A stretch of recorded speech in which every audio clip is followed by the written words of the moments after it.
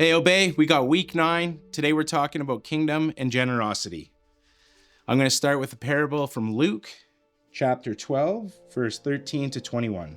Someone in the crowd said to him, "Teacher, tell my brother to divide the inheritance with me." Jesus replied, "Man, who appointed me a judge or an arbiter between you?" Then he said to them, "Watch out. Be on your guard against all kinds of greed. A man's life does not consist in the abundance of his possessions." And he told them this parable. The ground of a certain rich man produced a good crop. He thought to himself, "What shall I do? I have no place to store my crops." Then he said, "This is what I'll do. I'll tear down my barns and build bigger ones, and there I will store all my grain and my goods. And I'll say to myself, you have plenty of good things laid up for many years. Take life easy, eat, drink, and be merry." But God said to him, "You fool, this very night your life will be demanded from you. Then who will get what you have prepared for yourself? This is how it will be with anyone who stores up things for himself but is not rich towards God." In the Old Testament, God provided specific instructions for how a field was to be harvested.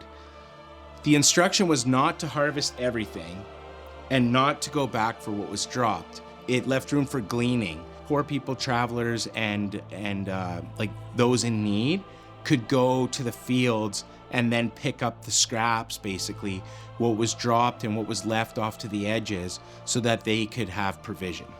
One of the spots we see gleaning in the Bible is the story of Ruth. She came as a foreigner and was allowed to glean in Boaz's field, and that was her provision for the time. Boaz actually went over the top for what the law was and made further provision for Ruth and her family to be able to collect even more.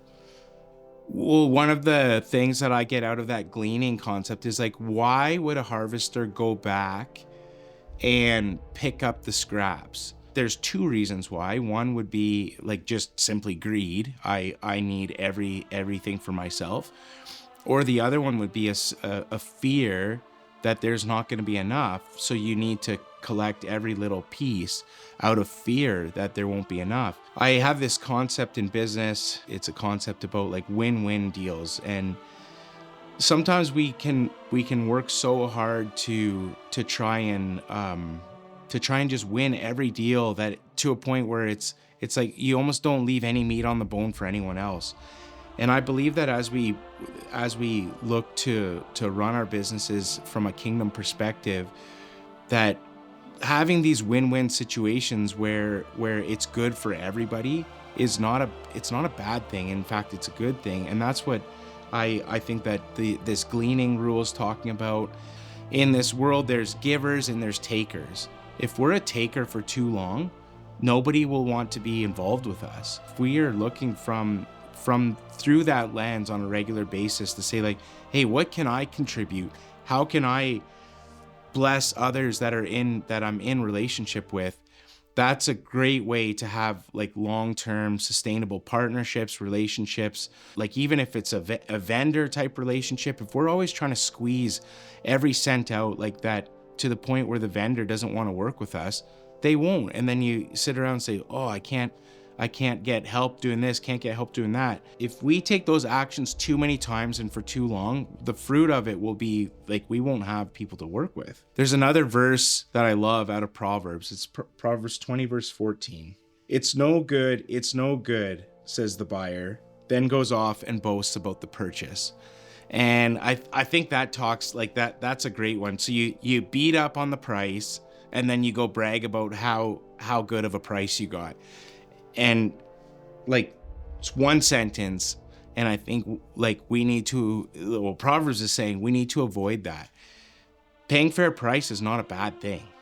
To give someone what's fair is not bad. And just because we can beat up a price or aggressively negotiating to the point where you're "Yes, I got it. I got him. I got it." That's not, what's the purpose of that? I was looking for land, found a piece that was available through a kind of a long process, but it was much bigger than I expected, and I knew the rough price of it. And I asked my realtor, I said, "Okay, we'll see if the guy will hold the mortgage for a few years." So he calls the guy back and he says "Hey, would you do that?" And the man's words were, When I bought this land 20 years ago, the farmer that owned it did that for me. And if you guys can make me a win-win offer, I would happily entertain that. So we were able to make him a win-win offer, and we didn't haggle much. For 3 years, he held the mortgage. It gave me time to get the business up and running, and then I was able to get bank financing for the land.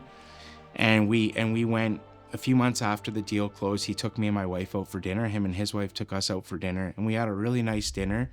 And we shook hands at the end, and he basically, he looked and he said, you know, you did everything you said you would.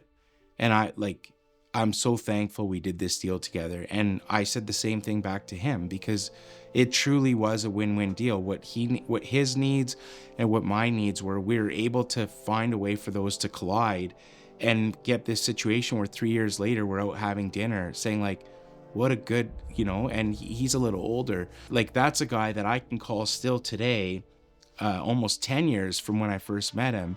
And he'll pick up the phone and, what do you need? What can I help with? Because we had this situation. Someone could have looked at that and maybe I might have been able to squeeze more. I might have been able to lower the purchase price a little bit. I might have been able to get a little bit better interest rate. I don't know. But what I do know is that the way the relationship went, that's the kind of relationships I want to have. There's kind of a business saying, it's as if both parties leave the situation a little bit upset. You probably came to the right deal. I would say, can we reframe that and look at it a little bit differently? That it'd say, hey, if both parties leave the deal thinking like this was a good deal, let's go from that perspective rather than the one where it's like, yeah, it's not quite, you know. If I get too wrapped up in the petty stuff, it can consume you, right? Like, you become almost consumed with saving and really just kind of, I think of a sponge, right? Like squeezing every ounce of moisture out of the sponge. That can become all consuming, and we can miss the macro, which is maybe God doing something that, like, you know, say you save 5 or 10%. Everywhere you go, you're able to just really squeeze it and really save 5 or 10%. But your focus is on that instead of missing a big opportunity that God's putting in front of you. That's like, hey, I got a whole other field for you. Don't go back and pick up the scraps. Like, leave that for, it's okay that people behind me are getting fed off the scraps that fell. That's okay. That's a good thing. Like, it's generosity. That's the kingdom of God. Generosity can be fun when we're living a life looking for opportunities to let people glean and to help others with nothing in it for ourselves. That's a great place to live your life from. My reflection from this video is, as we go through our daily life and our businesses and relationships, how can we take this posture of generosity and this thought of gleaning and just allow there to be room for others to be successful as they deal with us? How can we create win-win deals and win-win relationships that are sustainable and really reflect God's principles in how we do business? Our reflection question for this week is, what's one deal or relationship you're working on right now that you're able to frame it in a way that you're creating a win-win environment for all the parties involved?